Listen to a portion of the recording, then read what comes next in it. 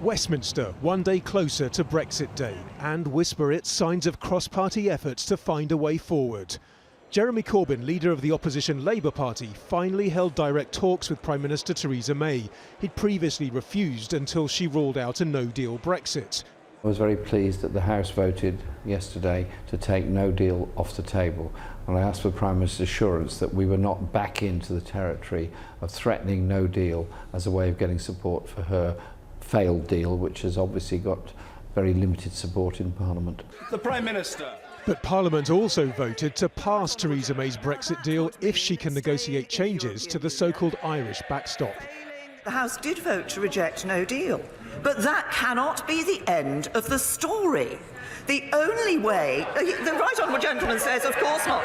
I think that's the first time he's actually accepted that you can't just vote to reject no deal. You have to vote for a deal. Otherwise, you leave with no deal. Well, that prospect may be looming larger. At least that's what the head of the European Commission told the Parliament in Brussels. From time to time, I have the impression that some hope that the 26 other countries will abandon the backstop, and so Ireland at the last minute. But this is not a game. The EU's chief Brexit negotiator was also resolute, calling the withdrawal agreement the best and only means of avoiding a hard Irish border that could threaten the historic Good Friday Agreement. Ce backstop, ce n'est pas du dogmatisme. The backstop is not being dogmatic, it is a realistic solution. Throughout the negotiations, under your control, we sought solutions to the problems created by Brexit itself, in particular, but not only in, Ireland.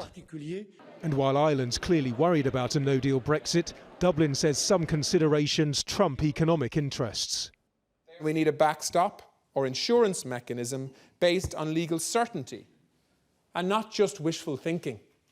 For now, we're left with mixed messages from the politicians here. MPs have said no to no deal without any clarity or consensus on how to stop it. Just a green light for Theresa May to try once again to tweak that deal that she reached with Brussels. Well, she's now said she realises it won't be a breeze. That could well be an understatement. Nadim, Al Jazeera, London.